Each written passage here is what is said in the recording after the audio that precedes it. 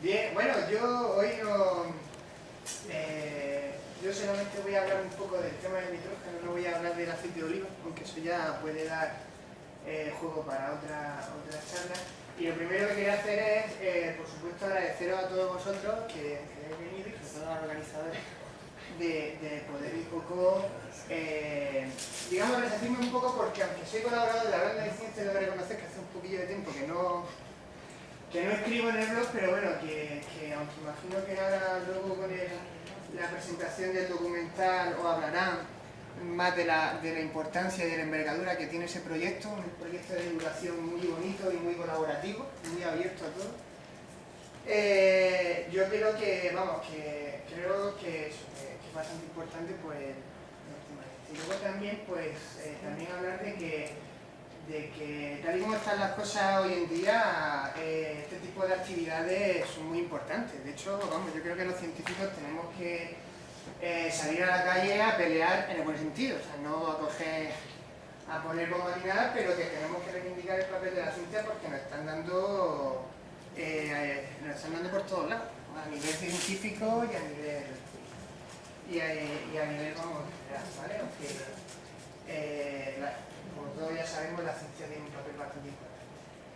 Entonces, yo lo que quería hoy hablaros, comentaros un poco, es quería resaltar el papel que tiene la agricultura en ciertos aspectos y sobre todo yo me he centrado un poco más en cosas de las que estoy ayudando ahí en el grupo de trabajo donde estoy yo, que es el que está relacionado con todo el tema del metabolismo del nitrógeno. Entonces, yo ahora quería presentar algunas cosas sobre relacionar un poco la importancia que tiene la agricultura, hacia dónde vamos, sobre todo, y luego, sobre todo, ver un poco el impacto ambiental que estamos sufriendo.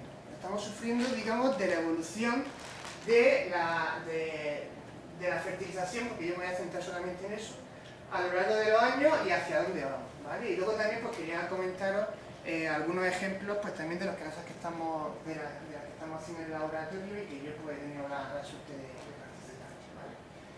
Bueno, lo primero sería interesante ponernos en situación y la situación es bastante preocupante porque ahora mismo estamos sufriendo un incremento exponencial de la población mundial. De hecho, hace poco creo que la ONU sacó una estimación de que hablaba que en el 2050 íbamos a alcanzar los 250 millones de habitantes, una cantidad bastante importante de gente.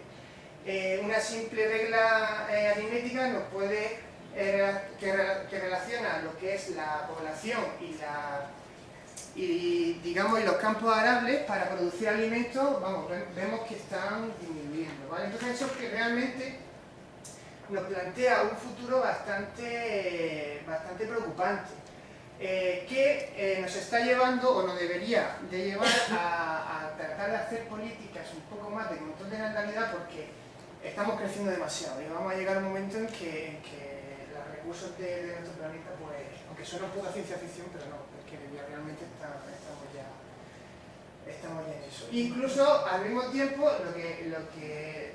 como el tema de la control de la natalidad, yo creo que es bastante complicado de controlar a nivel mundial porque hay países, países más desarrollados sí que están teniendo un descenso en la población, pero países emergentes están creciendo mucho. Países que se están desarrollando ahora mucho como India y otros pues están creciendo bastante. Entonces, todo esto nos está forzando a que tenemos que dar de comer a toda esta gente y entonces tenemos que hacer una agricultura que mejore o que haya un aumento productivo en la producción de alimentos.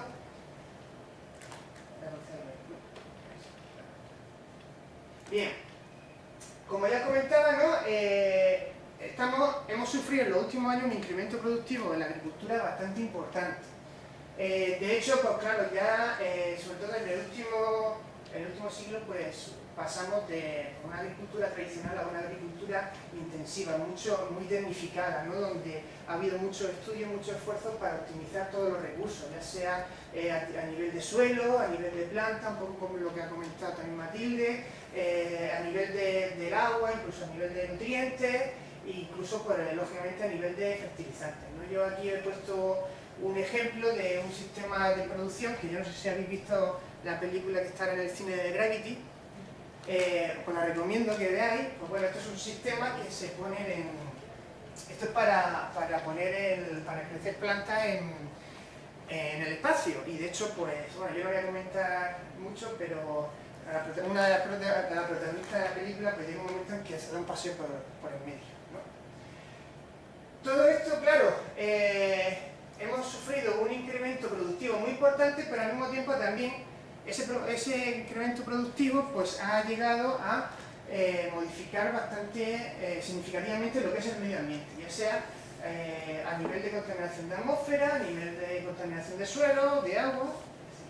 ¿Vale?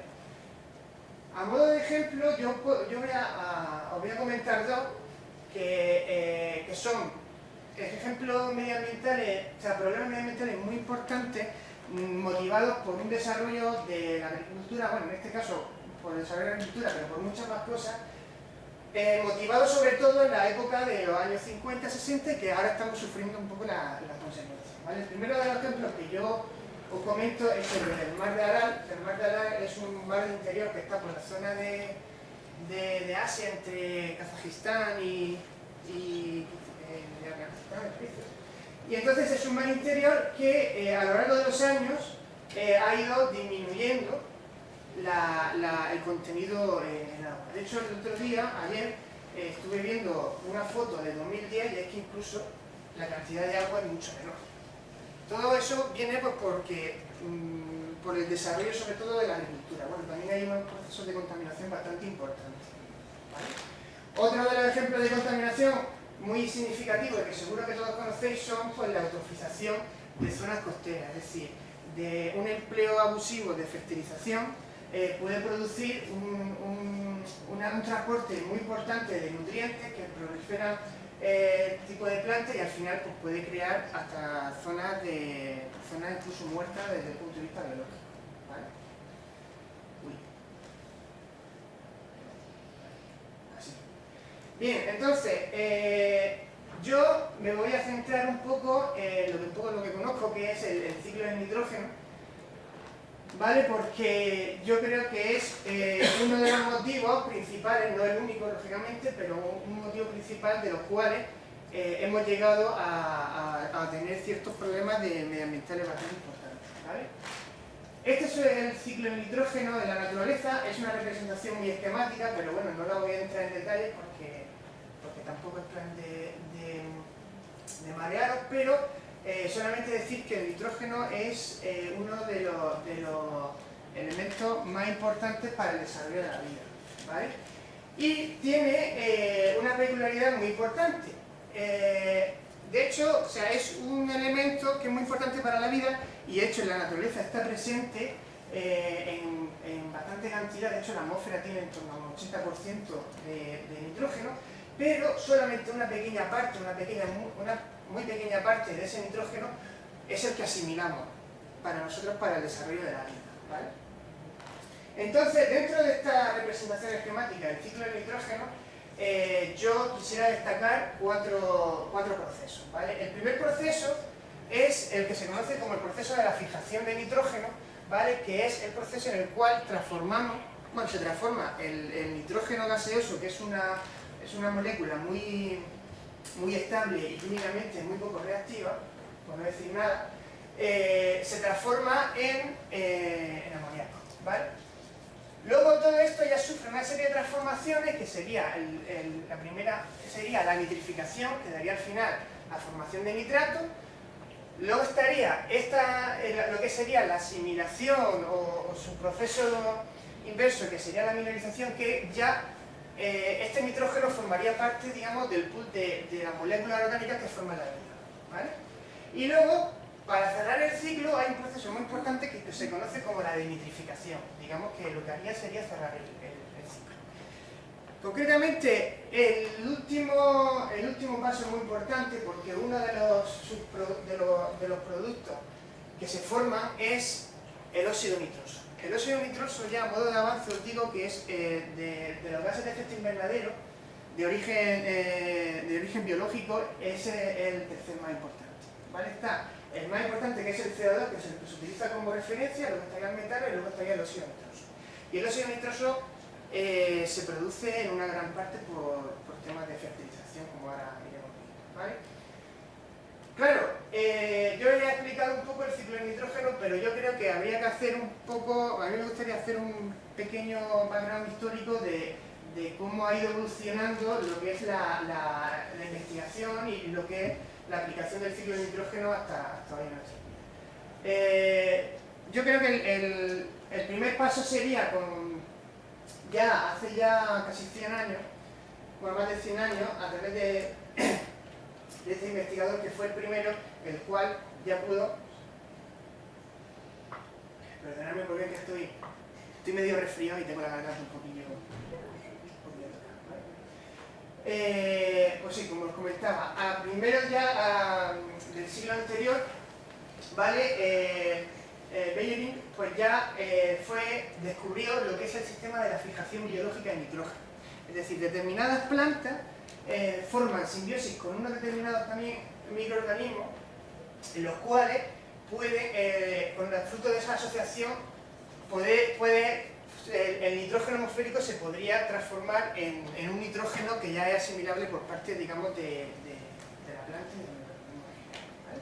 Todo eso se hace a través de la enzima nitrogenasa. Luego, siguiendo un poco con el desarrollo histórico, ya estaríamos hablando un poco de la época de antes de la Primera Guerra Mundial. Claro, con el desarrollo del primer descubrimiento de la fijación biológica del nitrógeno, pues en esa época hubo un esfuerzo bastante importante por obtener conocimiento de lo que es el sistema suelo microorganismo planta, concretamente la fijación biológica de nitrógeno. Había bastantes investigaciones que se estaban centrando, siguiendo esa línea. Luego también había bastante información, bastantes investigaciones sobre lo que es la nutrición orgánica, es decir, si nos centramos en el tema de la agricultura, es cómo las plantas podrían ir asimilando nitrógeno ya de una forma orgánica, ¿vale? Por aquella época el nitrógeno inorgánico sobre todo venía de la formación del guano de Chile. El guano de Chile, si no sabéis lo que es, básicamente son excrementos de pájaros, ¿vale? Que se producen en ciertas zonas de Chile, en las cuales pues había una gran cantidad de aves debido a que por esa zona había hay una proliferación bastante importante de especies de aves, ¿vale? ¿Qué es lo que pasa? Que ya nos metemos en la Primera Guerra Mundial, sobre todo en la Primera Guerra Mundial, y que luego se extendió un poco a la Segunda Guerra Mundial. ¿Qué es lo que pasa? Que los grandes imperios de Europa entran en guerra y entonces se requiere una gran necesidad de lo que se conoce nitrógeno reactivo. El nitrógeno reactivo, aunque se conocen más especies, pero las importantes, cuando hablamos de nitrógeno reactivo, hablamos sobre todo de amonio y de nitrato, porque son especies que tienen bastante actividad. Sobre todo, se requería de la gran necesidad de ese nitrógeno para formar explosivos, ¿vale? Entonces, pues en esa época se produce una gran cantidad de fábricas, tanto en el Reino Unido, en Estados Unidos y en Alemania también. ¿Y qué es lo que pasa? Pues que Alemania pues, consigue un mayor avance tecnológico, sobre todo consigue un autoabastecimiento de nitrógeno para producir sus explosivos gracias al proceso Haber-Bosch. El proceso Haber-Bosch posiblemente sea uno de los procesos industriales más importantes que haya habido, porque simula el proceso de fijación de nitrógeno. Fritz Haber le dieron el premio Nobel de Química en 1918 porque él fue el que diseñó el proceso, y luego pues, fue Carl Bosch fue el que digamos, industrializó el proceso para lo que es la producción de ese nitrógeno, ¿vale? Claro, todo eso al mismo tiempo vemos que la principal fuente de nitrógeno para la producción de explosivos venía sobre todo de Chile. Y por aquella época pues, el Reino Unido tenía el monopolio comercial de ese nitrato. Por lo tanto, pues podéis imaginar la verdad que las tensiones que había en esa época. De hecho, tanto otros países también tenían sus fábricas de producción de explosivos, lo que pasa es que tenían unos procesos mucho menos mucho más toscos, menos depurados, y era frecuente que pues, hubiera procesos de que las fábricas de producción, por ejemplo, de TNT pueden reventar. De hecho, en la zona oeste de Londres, concretamente en Silvertown, pues era donde acumulaban lo que era la producción de explosivos, pues vamos, en 1917 vamos, voló por los aires. ¿Vale? ¿Qué es lo que pasa? Eso pasó durante la Primera Guerra Mundial y bueno, la Segunda Guerra Mundial también. ¿Vale? ¿Qué es lo que pasa? Que al final de la Segunda Guerra Mundial había una cantidad muy importante de fábricas de producción de nitrógeno reactivo. ¿Y qué es lo que hicieron ese tipo de fábricas? Pues se reconvirtieron. Y la agricultura absorbió toda la producción de tanto de productos de nitrato y de amonio. ¿Vale? ¿Qué es lo que pasa? Que entonces, a mediados del siglo pasado se genera, o de hecho incluso hay una demanda muy importante de investigación, de conocimiento científico de esa fertilización. De fertilización basada en productos de nitrato y de amonio, y de hecho de la fertilización sintética, pues bueno, ya conocéis el triunvirato del nitrógeno, fósforo y potasio, que son, vamos, son las bases de la fertilización hasta luego, ¿vale? A mediados del siglo pasado también se produjo con todo ese desarrollo pues lo que se conoce como la Revolución Verde, que fue ni más ni menos que una producción del incremento un incremento en la producción de alimentos bastante importante, sobre todo basado en las aplicaciones de los abonos sintéticos, que todavía incluso llegamos hasta nuestros días. De hecho, esto ha tenido mucha importancia, mucha relevancia, porque incluso las escuelas de agrónomos, de todos vosotros, cogéis los libros de enseñanza, los libros clásicos, y los libros clásicos, vamos, apenas hacen menciones a otro tipo de investigación, ya sea biológica u orgánica, desde el punto de vista del nitrógeno. De hecho, incluso desaparece la investigación biológica y orgánica de la política científica. ¿Vale? De hecho, incluso hay en los anales de la Sociedad Americana de Ciencias del Suelo, por esa época, la verdad que el estudio de la investigación, tanto en fijación de nitrógeno y demás, pues era bastante escasa. De hecho, el Departamento de Agricultura de Estados Unidos es que directamente se centraba en esto. ¿Vale? ¿Qué es lo que pasa? Que incluso eso ha hecho que se alcance los máximos biológicos, de rendimiento biológico, es decir, una planta puede llegar a producir su rendimiento de frutos hasta un punto. Y ese punto, lógicamente, se llega a superar desde el punto de vista que hay un exceso de abonado. Hay un exceso de abonado. De hecho, incluso hay algunos estudios que hablan hablan incluso del 30% del nitrógeno que se aplica, el 30% lo puede llegar a asumir la planta. ¿El resto dónde va? Pues el resto va, pues, sobre todo a contaminar suelo y cauces de agua, ¿vale? Produciendo procesos de contaminación, sobre todo motivados por el exceso de nitrato y la producción de óxido nitroso, como ya veremos, ¿vale? Aquí incluso aquí se puede ver, esto es el delta del río Mississippi, como en las zonas, digamos, costeras se van produciendo una producción de algas bastante importante, sobre todo motivada al exceso de lisificación de nitrato y otros productos fertilizantes. ¿Vale? ¿Qué es lo que pasa? Que ahora mismo en la actualidad podríamos, digamos, decir que hay como tres grandes grupos de fertilización.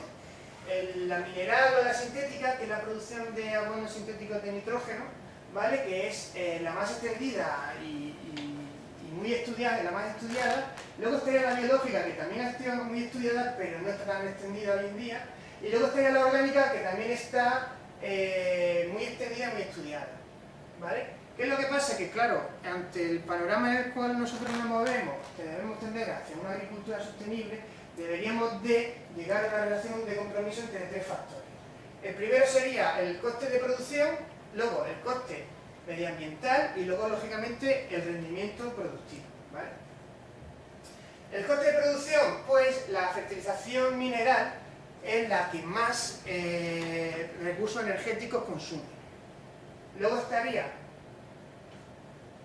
muy por debajo la biológica, porque la biológica, aunque es un proceso natural, pues sí que necesita cierto tipo de optimización.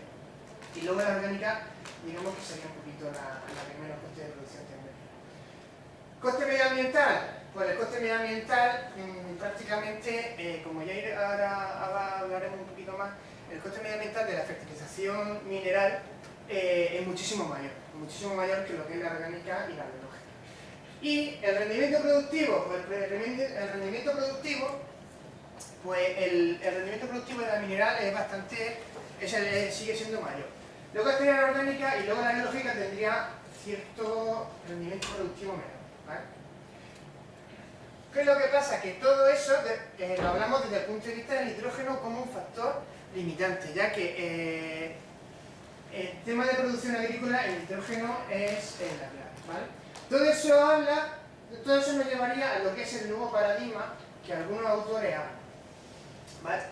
El nuevo paradigma es, el paradigma clásico de lo que es la fertilización de nitrógeno, estaríamos hablando de que las plantas asimilan el nitrógeno fundamentalmente a través de nitrato y a través de amoníaco, ¿vale? Y algunos autores hablan de lo que es el nuevo paradigma, pero que realmente el nuevo paradigma no es nuevo porque es muy antiguo. Y es que también, digamos que la planta puede llegar a asumir fuentes, moléculas de nitrógeno, pero también de naturaleza orgánica, ¿vale? ¿Qué es lo que pasa? Que todo esto viene motivado sobre todo por la producción, la gran producción de fertilizantes minerales y la gran producción de investigación científica que se produjo en los siglos pasados, o sea, en el siglo pasado, a mediados del siglo pasado, ¿vale? Bien, ¿qué es lo que pasa? Que claro, ya hemos hablado de la producción de fertilizantes y entonces ya entraríamos en lo que es la alteración del ciclo natural del nitrógeno, ¿vale? ¿Por qué? Pues porque estamos produciendo muchos fertilizantes nitrogenados y estamos balanceando bastante lo que es el ciclo. Y de hecho, ahora mismo estamos todavía sufriendo los procesos de la contaminación por nitratos, ¿vale? Debida a un exceso de fertilización. Y al mismo tiempo también de emisión de gases de efecto invernadero, concretamente de óxido nitroso, ¿vale? Bien, ¿qué es lo que pasa? Esta es una representación del ciclo del nitrógeno y cuando ya el proceso de Haber-Bosch entra en escena, pues algunos autores hablan de que estamos ya casi a la par, es decir, se fija nitrógeno aproximadamente casi igual, tanto el proceso biológico como el proceso de Haber-Bosch. ¿Qué es lo que pasa? Que entonces estamos produciendo una cantidad de amonio que luego al final termina convertido en nitrato para la producción de fertilizantes bastante importante, ¿vale? Sobre todo por lo que ya comentaba, porque en muchos casos se alcanza ya el rendimiento biológico, o sea, el rendimiento máximo productivo, y todo ese nitrógeno pues muchas veces termina disiliándose y al final contaminando las masas de agua, ¿vale? ¿Qué es lo que pasa? Que dentro del ciclo del nitrógeno hay un proceso que es muy importante, que es la denitrificación, que el proceso de la denitrificación es el único proceso biológico en el cual podríamos que ese pool de nitrato en exceso convertirlo finalmente en nitrógeno gaseoso y devolverlo otra vez a lo que es la atmósfera, ¿vale? Perdona, ¿cómo terminando? Vale, perdón. Pues entonces voy a llamar. Entonces, ¿qué es lo que pasa? Que uno de los principales inconvenientes sería lo que es la emisión de óxido nitroso, ¿vale? Que es un gas de efecto invernadero, ¿vale? Bueno, este es un poco más rápido. Esta es una representación así un poco muy esquemática de lo que está ocurriendo ahora mismo. O sea, las zonas, digamos, agrícolas, tanto de lo que es el exceso de la denitrificación y demás, al final todo ese exceso va terminando en lo que es el cáncer de riego, ¿vale? De hecho, incluso hay algunos autores que lo que están haciendo ya son mapas de dónde se produce lo que es la producción de nitrógeno reactivo, es decir, dónde se acumula el exceso de nitrógeno que viene de la fertilización. Como os dais cuenta, muchas veces coinciden con las zonas más desarrolladas. E incluso este es el mismo ejemplo, pero en la zona ya de Europa, ¿vale? Sobre todo lo que es la zona de Reino Unido y toda la zona de Holanda y la zona norte de Alemania está bastante contaminada del tema del nitrógeno. Esta es una representación también de lo mismo, o sea, es decir, todo el nitrógeno que viene al final termina llegando a las masas de agua y esas masas de agua al final terminan emitiendo oxígeno, ¿vale? De hecho, hay incluso estudios que a nivel global van viendo la producción del óxido nitroso y concretamente incluso van relacionando lo van relacionando con la distribución latitudinal y concretamente estamos aquí viendo que la producción de óxido nitroso, que es en este caso en tema de agua de zonas costeras y de ríos, es bastante importante, ¿vale? Bueno, pues esto es más de lo mismo. Esto coincidiría con la cantidad de nitrógeno que procede de la agricultura que termina finalmente en las zonas costeras, ¿vale? Esta incluso es otra representación gráfica ya basada en la emisión de óxido nitroso, ¿vale? Y esta gráfica básicamente es también decir que la producción de óxido nitroso procede en una gran parte de lo que es la agricultura, ¿vale? Bien, pero ¿qué es lo que pasa? Que claro, hay mucha gente trabajando en esto y de hecho está habiendo bastantes políticas científicas, sobre todo a nivel de Europa, que están tratando de sacar información para mitigar la producción de esos gases de efecto invernadero, ¿vale? De hecho, el lunes pasado se presentó el tercer informe del IPCC, que es el Panel Intergubernamental de Cambio Climático, en el cual se entra bases científicas de lo que es el tema del cambio climático y bueno, las conclusiones son bastante claras, ¿vale? Entonces yo aquí quiero comentar pues, algunas cosas que hacemos en el laboratorio que están relacionadas con eso. De hecho nosotros estudiamos, tuvimos un estudio en lo que es el Parque Nacional de Doñana, ¿vale? El Parque Nacional de Doñana, sí, imagino que todos lo conocéis, pero es un humedal de una importancia biológica muy grande, que lo que pasa es que está sometida a una presión agrícola bastante importante, ¿vale? Entonces, pues nosotros nos fuimos allí con la idea de estudiar la denitrificación y concretamente la emisión de gases de efecto invernadero, ¿vale? Pues entonces, bueno, esta es aquí al fondo veis la aldea del Rocío, pues esto justamente sería ahí enfrente, ¿vale? Pues entonces fuimos cogiendo muestras tanto de agua como de sedimentos para medir la concentración de nitratos y luego la producción de gases de efecto invernadero por los sedimentos y por las masas de agua, ¿vale?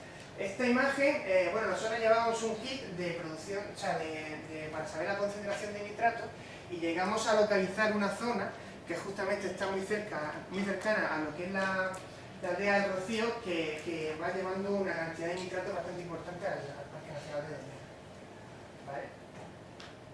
Esta es una típica foto de que estamos ahí tomando muestras. Bueno, este David, que es un compañero allí del grupo que está terminando su tesis doctoral sobre esto, y bueno, estas son algunas fotos de los lugares que nosotros fuimos mostrando.